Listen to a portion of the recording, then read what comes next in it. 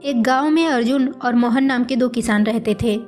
अर्जुन धनी था और मोहन साधारण पुरुष था। उन्होंने चिरकाल से बद्रीनारायण की यात्रा का इरादा कर रखा था। अर्जुन बड़ा सुशील, साहसी और दृढ़ था। 2 बार गांव का चौधरी रहकर उसने बड़े अच्छे काम किए थे। उसके 2 लड़के तथा एक पोता था। उसकी 60 वर्ष की अवस्था थी, परंतु अभी तक उसकी दाढ़ी नहीं पकी थी। मोहन प्रसन्न बदन का, दयालु और मिलनसार था। उसके 2 पुत्र थे। एक घर में था, दूसरा बाहर नौकरी पर गया था। वह खुद घर में बैठा बैठा बढ़ई का काम करता था। बद्रीनारायण की यात्रा का संकल्प किए हुए उन्हें बहुत दिन हो चुके थे। अर्जुन को छुट्टी ही नहीं मिलती थी। एक काम समाप्त होता था तो दूसरा आकर घेर लेता था। पहले पोते का ब्याह करना था, फिर छोटे लड़के का गौना आ गया। इसके पीछे मकान बनवाना प्रारंभ हो गया। एक दिन बाहर लकड़ी पर बैठकर दोनों में बातें होने लगी। मोहन ने कहा, क्यों भाई, अब यात्रा करने का विचार कब है? अर्जुन ने कहा, ज़रा ठहरो, अब की वर्ष अच्छा नहीं है। मैंने यह समझा था कि 100 रुपये में मकान तैयार हो जाएगा। 300 रुपये लग चुके हैं। अभी दिल्ली दूर है, अगले वर्ष चलेंगे। मोहन ने हंसते हुए कहा, शुभ कार्य में देरी करना अच्छा नहीं होता। मेरे विचार में तो तुरंत चल देना ही उचित है। बहुत दिन हो चुके हैं। दिन तो बहुत हो चुके हैं, लेकिन मकान को क्या करूं? इसे किस पर छोड़ूं? क्यों, क्या कोई संभालने वाला नहीं? बड़े लड़के को सौंप दो, और क्या? अरे भाई, उसका क्या भरोसा है? अरे वाह, कैसी बातें करते हो अर्जुन। भला बतलाओ कि मरने पर कौन संभालेगा? इससे तो अच्छा है कि यह जीते जी संभाल ले और तुम सुख से जीवन व्यतीत करो।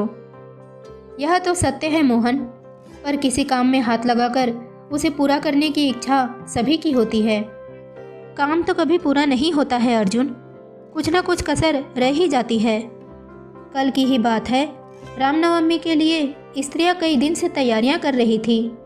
कहीं लिपाई होती थी, कहीं आटा पीसा जाता था।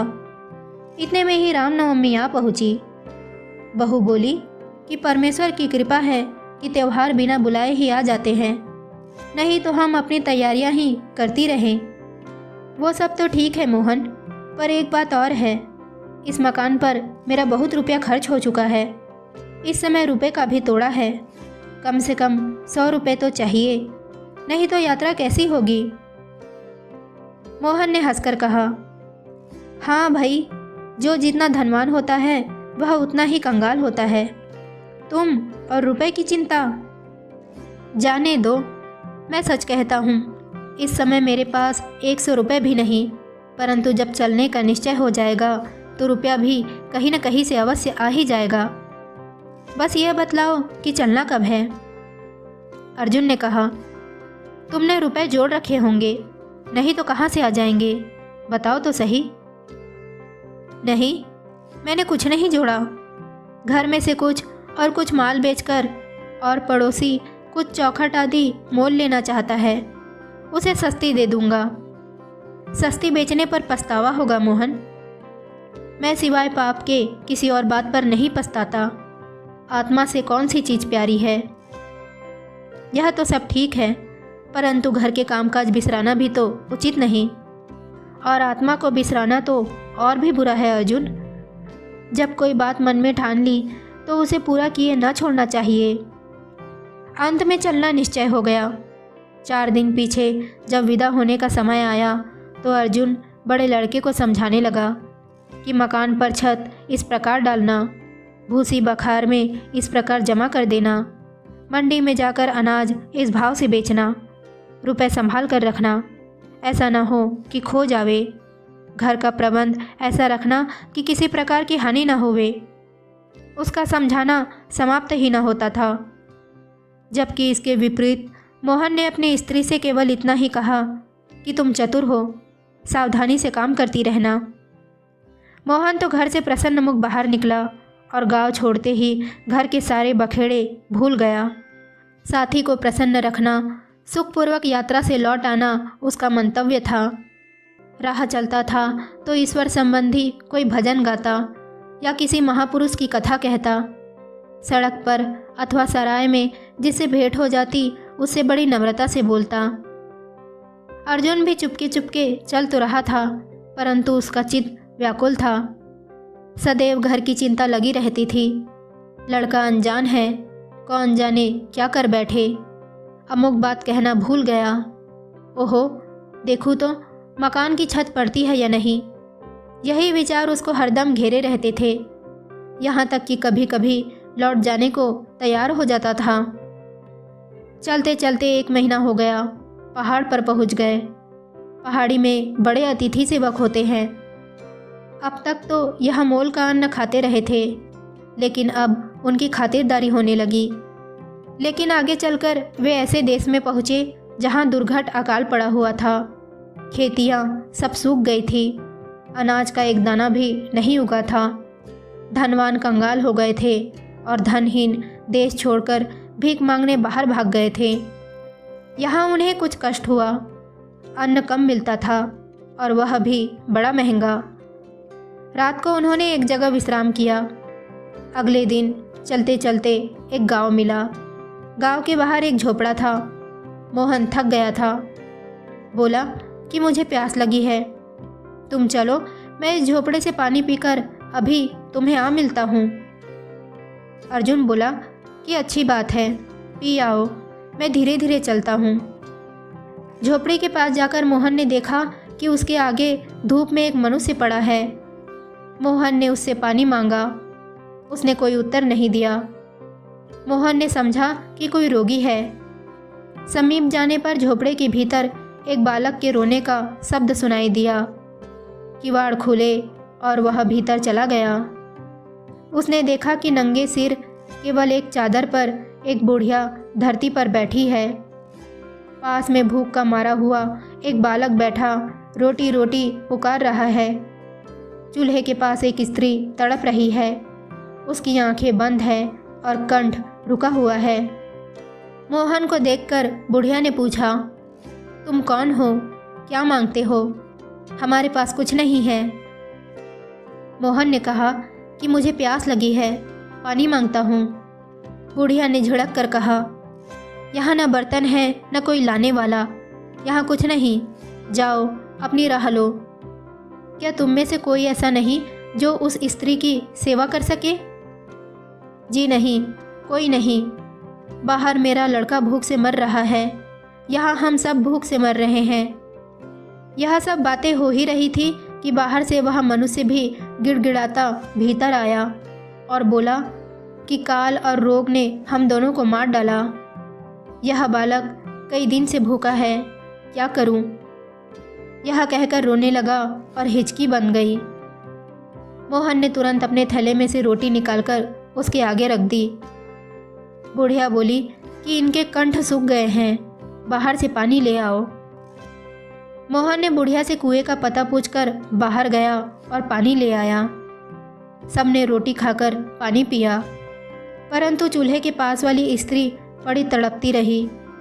मोहन गांव में जाकर कुछ दाल चावल मोल ले आया और खिचड़ी पकाकर सबको खिलाई।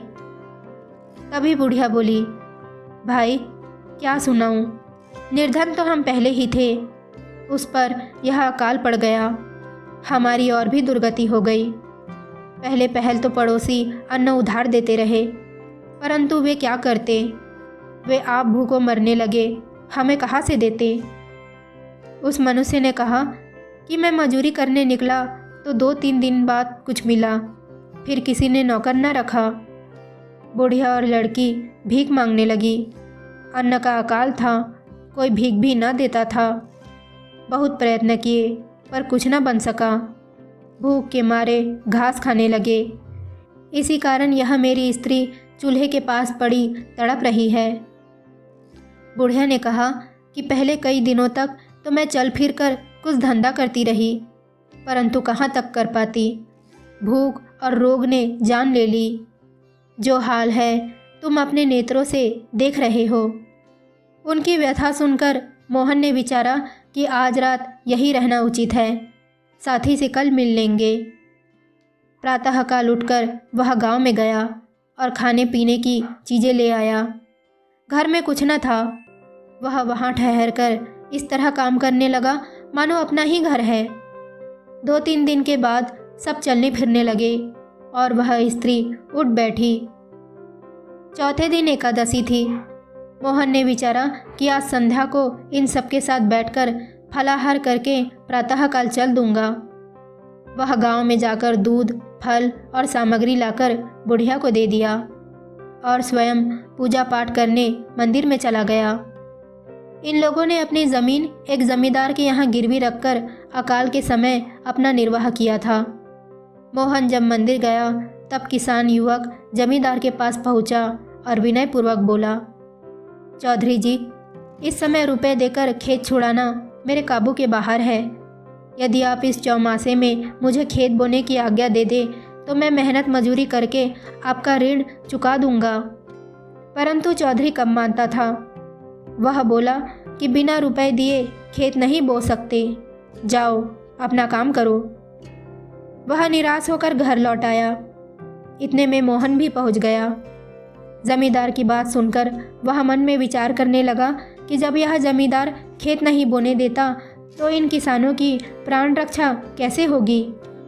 यदि मैं इन्हें इस दशा में छोड़कर चल दिया तो यह सब काल के कौर बन जाएंगे।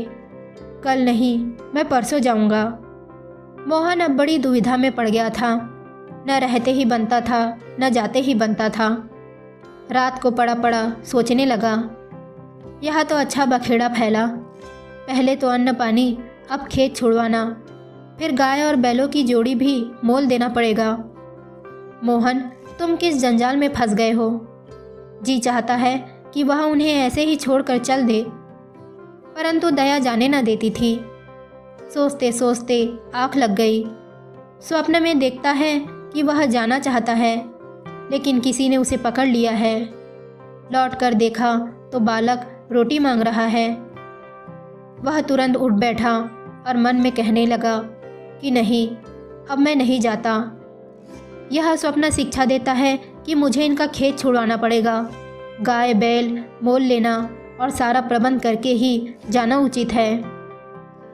प्रातःकाल उठकर जमींदार के पास गया और रुपया देकर उनका खेत छुड़ा लिया।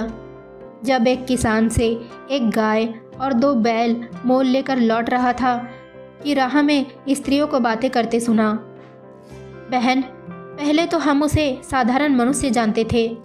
वह केवल पानी पीने आया था, पर अब सुना है कि खेत छुड़ाने और गाय बैल मोल लेने गया है।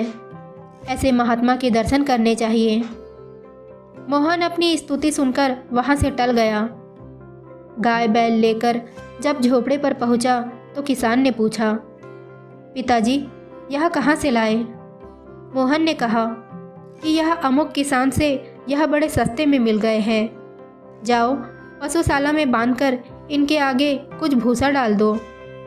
उसी रात सब सो गए तो मोहन चुपके से उठकर घर से बाहर निकल बद्रीनारायण की राह ली। 3 मील चलकर मोहन एक वृक्ष के नीचे बैठकर बटुआ निकालकर रुपए गिनने लगा तो थोड़े ही रुपए बाकी थे। उसने सोचा कि इतने रुपयों में तो बद्रीनारायण पहुंचना असंभव है, भीख मांगना पाप है। अर्जुन वहां अवश्य पहुंच गया होगा। आशा है कि उसने मेरे नाम की भी कुछ पूजा कर दी होगी। मैं तो अब इस जीवन में यह यात्रा करने का संकल्प पूरा ही नहीं कर सकता। अच्छा, परमात्मा की इच्छा, वह बड़ा दयालु है, मुझ जैसे पापियों को निसंदेह क्षमा कर देगा। यह विचार करके वह गांव का चक्कर काटकर कि कोई न देख ले, वह घर की ओर लौट पड़ा। गांव में पहुंच जाने पर घर वाले उसे देखकर अति प्रसन्न हुए और पूछने लगे कि लौट क्यों आए। मोहन ने यही उत्तर दिया कि अर्जुन का साथ छूट गया और रुपए चोरी हो गए, इस कारण लौट आना पड़ा। घर में कुशल छेप थी, कोई कष्ट न था। मोहन का आना सुनकर अर्जुन के घर वाले उसे पूछने लगे कि अर्जुन को कहाँ छोड़ा। उनसे भी उसने यही कहा कि बद्रीनारायण पहुँचने से 3 दिन पहले मैं अर्जुन से बिछड़ गया, रुपया किसी ने चुरा लिया। बद्रीनारायण जाना असंभव था, मुझे लौटना ही पड़ा। सब लोग मोहन की बुद्धि पर हंसने लगे कि बद्रीनारायण पहुंचा ही नहीं, रास्ते में रुपए खो दिए। मोहन घर में धंधे में लग गया और बात बीत गई। अब इधर अर्जुन का हाल सुनिए।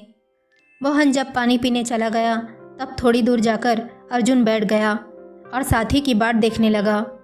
संध्या हो गई पर मोहन ना आया। अर्जुन सोचने लगा कि क्या हुआ, साथी क्यों नहीं आया। मेरी आंखें लग गई थी, कहीं आगे न निकल गया हो, पर यहाँ से जाता तो क्या दिखाई नहीं देता। पीछे लौटकर देखूं, कहीं आगे न चला गया हो, फिर तो मिलना ही असंभव है। आगे ही चलो, रात को कहीं न कहीं अवश्य भेंट हो जाएगी। रास्ते में अर्जुन ने कई मनुष्यों से पूछा कि तुमने कोई नाटा सांवले रंग का आदमी देखा है, परंतु कुछ पता न चला। रात बीत गई पर मोहन से भेंट न हुई। अगले दिन यह विचार करके कि वह देवप्रयाग में अवश्य ही मिल जाएगा, वह आगे चल दिया। रास्ते में अर्जुन को एक साधु मिल गया। वह जगन्नाथ की यात्रा करके आया था। अब दूसरी बार बद्रीनारायण के दर्शन को जा रहा था। रात को वे दोनों एक साथ इकट्ठे ही रहे और फिर एक साथ यात्रा करने लगे। देवप्रयाग में पहुंचकर अर्जुन ने मोहन के विषय में पंडे से बहुत पूछताछ की, किंतु कुछ पता न चला। यहाँ सब यात्री एकत्र हो गए। देवप्रयाग में आगे चलकर सब लोग रात को एक जगह ठहरे। वहाँ मूसलाधार बारिश होने लगी, बिजली भी कड़क रही थी। बादल के गर्जन से सब काँप गए। सारी रात जागते हुए कटी। त्राही त्राही करते दिन निकला। अंत को दोपहर के समय सब लोग बद्रीनारायण पहुंच गए। पंडे देवप्रयाग से ही साथ हो लिए। बद्रीनारायण में यही रीति है कि पहले दिन यात्रियों को मंदिर की ओर से भोजन कराया जाता है और उसी दिन यात्रियों को अटका अथवा बाचा बतला देना पड़ता है कि कौन कितना चढ़ाएगा। कम से कम 125 रुपया तो नियत है। उस समय तो सबने पंडों के घरों में जाकर विश्राम किया और दूसरे दिन प्रातःकाल उठकर दर्शन परसन में लग गए। अर्जुन और एक साधु एक ही स्थान में टिके थे।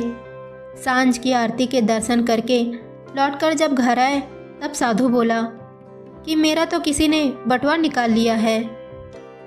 अर्जुन के मन में यह पाप उत्पन्न हुआ कि यह साधु झूठा है, किसी ने इसका रुपया नहीं चुराया, इसके पास रुपया था ही नहीं। लेकिन तुरंत ही उसको पश्चाताप हुआ कि किसी पुरुष के विषय में ऐसी कल्पना करना महापाप है। उसने मन को बहुत समझाया, परंतु उसका ध्यान साधु में ही लगा रहा। पवित्र स्थान में रहने पर भी चित्त की मलिनता दूर नहीं हुई। इतने में ही शयन की आरती का घंटा बजा। दोनों दर्शनार्थी मंदिर में चले गए। भीड़ बहुत थी। अर्जुन नेत्र मूंद कर भगवान की स्तुति करने लगा, परंतु हाथ बटुए पर था, क्योंकि साधु के रुपए खो जाने की बात चित्त में पड़ गई थी। अंतःकरण का शुद्ध हो जाना क्या कोई सहज बात है। स्तुति समाप्त करके नेत्र खोलकर अर्जुन जब भगवान के दर्शन करने लगा तब देखता क्या है कि मूर्ति के अति समीप मोहन खड़ा है।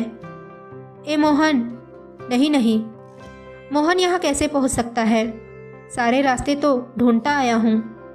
मोहन को साष्टांग दंडवत करते देखकर अर्जुन को निश्चय हो गया कि मोहन ही है। हो सकता है कि किसी दूसरी राह से यहाँ आ पहुँचा हो। चलो, अच्छा हुआ, साथी तो मिल गया। आरती हो गई। यात्री बाहर निकलने लगे। अर्जुन का हाथ बटुए पर था कि कोई रुपए ना चुरा ले। वह मोहन को खोजने लगा पर उसका कहीं पता न चला। दूसरे दिन प्रातःकाल मंदिर में जाने पर अर्जुन ने फिर देखा कि मोहन हाथ जोड़े भगवान के सम्मुख खड़ा है। वह चाहता था कि आगे जाकर मोहन को पकड़ ले, परंतु ज्यों ही वह आगे बढ़ा मोहन लुप्त हो गया। तीसरे दिन भी अर्जुन को यही दृश्य दिखाई दिया। उसने विचारा कि चलकर द्वार पर खड़े हो जाऊं, सब यात्री यहीं से निकलेंगे, वही मोहन को पकड़ लूँगा।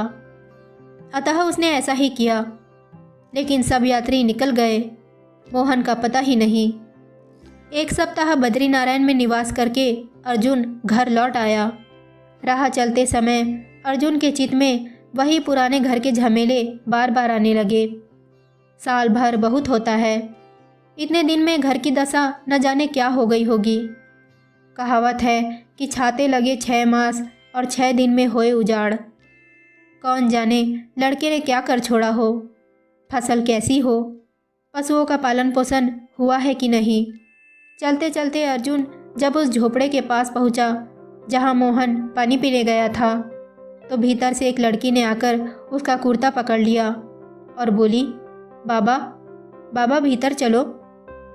अर्जुन कुर्ता छुड़वाना चाहता था कि भीतर से एक स्त्री बोली, महाशय भोजन करके रात्रि को यही विश्राम कीजिए, कल चले जाना। वह अंदर चला गया और सोचने लगा कि मोहन यही पानी पीने आया था, इन लोगों से उसका कुछ पता चल जाए। स्त्री ने अर्जुन के हाथ पैर धुलाकर भोजन परोस दिया। अर्जुन उसको आशीष देने लगा। स्त्री बोली कि दादा, हम अतिथि सेवा करना क्या जाने, यह सब कुछ तो हमें एक यात्री ने सिखाया है। हम परमात्मा को भूल गए थे। हमारी यह दशा हो गई थी कि यदि वह यात्री नहीं आता तो हम सबके सब मर जाते। वह यहाँ पानी पीने आया था, हमारी दुर्दशा देखकर यही ठहर गया। हमारा खेत गिरवी रखा था, उसे छुड़ा दिया, गाय बैल मोल दे गया और साग भाजी भी जुटाकर एक दिन न जाने कहाँ चला गया। इतने में एक बुढ़िया आ गई और यह बात सुनकर बोल उठी, वह मनुष्य नहीं था, साक्षात देवता था। उसने हमारे ऊपर दया की, हमारा उद्धार कर दिया, नहीं तो हम मर गए होते। वह पानी मांगने आया और मैंने कहा कि जाओ, यहाँ पानी नहीं है। जब मैं वह बात स्मरण करती हूँ तो मेरा शरीर काँप उठता है। छोटी लड़की बोल उठी। उसने अपनी कांवर खोली और उसमें से लोटा निकाला और कुएं की ओर चला। इस तरह सबके सब मोहन की चर्चा करने लगे। रात को किसान भी आ पहुंचा और वही चर्चा करने लगा कि निसंदेह उस यात्री ने हमें जीवन दान दिया। हम जान गए कि परमेश्वर क्या है और परोपकार क्या है। वह हमें पशुओं से मनुष्य बना गया। अर्जुन ने अब समझा कि बद्रीनारायण के मंदिर में मोहन के दिखाई देने का कारण क्या था। उसे निश्चय हो गया कि मोहन की यात्रा सफल हो गई। कुछ दिनों बाद अर्जुन घर पहुंच गया। लड़का शराब पीकर मस्त था, घर का हाल सब गड़बड़ था। अर्जुन लड़के को डांटने लगा। लड़के ने कहा, तो यात्रा पर न जाते, किसने कहा था जाने को। इस पर अर्जुन ने उसके मुंह पर तमाचा मारा। दूसरे दिन अर्जुन जब चौधरी से मिलने जा रहा था तो राह में मोहन की स्त्री मिल गई। स्त्री ने कहा, भाई जी कुशल से तो हो, बद्रीनारायण हो आए। हाँ हो आया, मोहन मुझसे रास्ते में ही बिछुड़ गया था। कहो वह कुशल से घर तो पहुंच गया। उन्हें आए तो कई महीने हो गए हैं भैया, उनके बिना हम सब उदास रहा करते थे। लड़के को तो घर काटे खाता था, स्वामी बिना घर सूना होता है। घर में है कि नहीं कि कहीं बाहर गए हैं। नहीं नहीं, घर में ही है, चलिए ना। अर्जुन भीतर चला गया और मोहन से बोला, राम राम भैया। मोहन, राम राम। राम राम भाई, आओ बैठो। कहो दर्शन कर आए हो ना। हाँ कर तो आया, पर मैं ये नहीं कह सकता कि यात्रा सफल हुई अथवा नहीं। लौटते समय मैं उस झोपड़े में ठहरा था जहाँ तुम पानी पीने गए थे। मोहन ने बात टाल दी और अर्जुन भी चुप हो गया, परंतु उसे दृढ़ विश्वास हो गया कि उत्तम तीर्थयात्री वही है कि जो पुरुष जीवन पर्यंत प्रत्येक प्राणी के साथ प्रेम भाव रखकर सदैव उपकार में तत्पर रहे।